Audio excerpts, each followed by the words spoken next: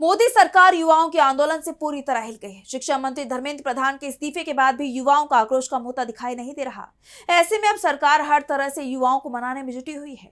खुद पीएम मोदी ने कमान संभाल रखी है युवाओं को मनाने की, उनसे जुड़ने की इस कोशिश में अब तक वो 5 रील बना चुके हैं, लेकिन अब अपने वीडियो को लेकर भी वो विपक्ष के निशाने पर आ गए हैं। यहाँ तक कि युवाओं ने भी उनके इस वीडियो की कड़ी निंदा की है। तो कैसे युवाओं को मनाने की कोशिश खुद पीएम मोदी पर पड़ी भारी, जानने के लिए देखिए रिपोर्ट। जंतर मंतर पर युवाओं का आंदोलन भले ही खत्म हो गया है, लेकिन इसका असर अब भी दिखाई दे रहा है। जिस तरह प्रदर्शनकारियों पर कार्रवाइयां रुकने का नाम नहीं ले रही, मोदी सरकार के इस दोहरे रवैये से युवाओं में आक्रोश बढ़ता जा रहा है। और जब पीएम मोदी ने युवाओं के गुस्से को शांत करने की कोशिश की, तो उनका ये कदम भी बैकफायर कर गया। मुझे तो गालियां दी गई, मेरी स्वर्गीय माता को भी गालियां दी गई। एक कल्चरल शॉक है कि हमारी बेटियां इस प्रकार की भाषा कैसे बोल सकती हैं। मैं उन्हें माफ करना चाहता हूं। दरअसल बीते दिन पीएम मोदी के खिलाफ अपशब्द कहने को लेकर नोएडा की एक 15 साल की लड़की रुचिका के खिलाफ एफआईआर दर्ज की गई थी, जिसके बाद उसने माफी मांगते हुए अपना वीडियो भी जारी किया। लेकिन इस कार्रवाई को लेकर सरकार गिर गई। सीजेपी के प्रवक्ता सौरभ दास ने इस एफआईआर पर सवाल उठाए थे, जिसके बाद पीएम मोदी ने युवाओं को माफ करने की बात कही है। लेकिन अब उनका ये बयान उन पर ही भारी पड़ता दिखाई दे रहा है, क्योंकि विपक्ष तो पीएम मोदी की माफी की मांग कर रहा है।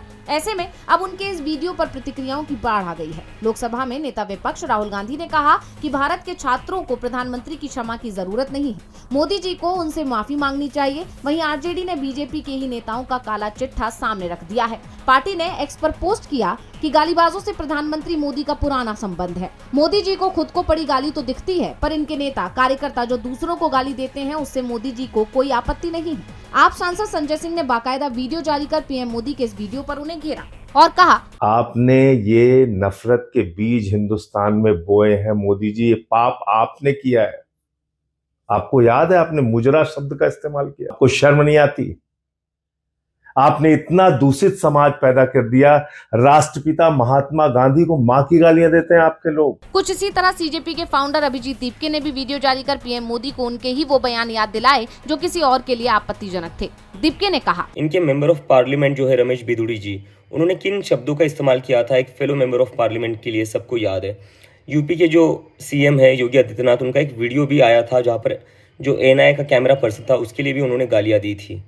तो ये क्या चल रहा है? इस देश में 2 कानून चल रहे हैं क्या? यूथ के लिए एक अलग कानून है और बीजेपी और उनके नेताओं के लिए अलग कानून है। सीजेपी ने पीएम मोदी पर तंज कसते हुए कहा कि हमें 50 करोड़ की गर्लफ्रेंड और कांग्रेस की विधवा जैसी गालियों से भी बचना चाहिए। देश ऐसी गालियों पर भी शर्मिंदा होता है। इसके अलावा टीएमसी सांसद महुआ मोइत्रा ने बेटियों को लेकर पीएम मोदी की टिप्पणी पर भी सवाल उठाए हैं। जिस तरह पीएम ने कहा कि बेटियों का अपशब्द कहना कल्चरल शॉक को दिखाता है, उस पर टीएमसी सांसद ने लिखा, प्रिय मोदी जी, पुरुषों ने भी आपको अपशब्द कहे हैं। कृपया अपनी सलाह सिर्फ बेटियों तक ही सीमित ना रखें या अपने दोस्त एप्स्टीन पुरी से सीख लेकर 15 साल की लड़कियों को औरतें ना समझें। उम्मीद है कि आपकी अगली रील में आपके बेटों को भी संबोधित किया जाएगा। यानी युवाओं को मनाने के चक्कर में पीएम मोदी ने विपक्ष को एक और मौका दे दिया और उन्हें घेरने का।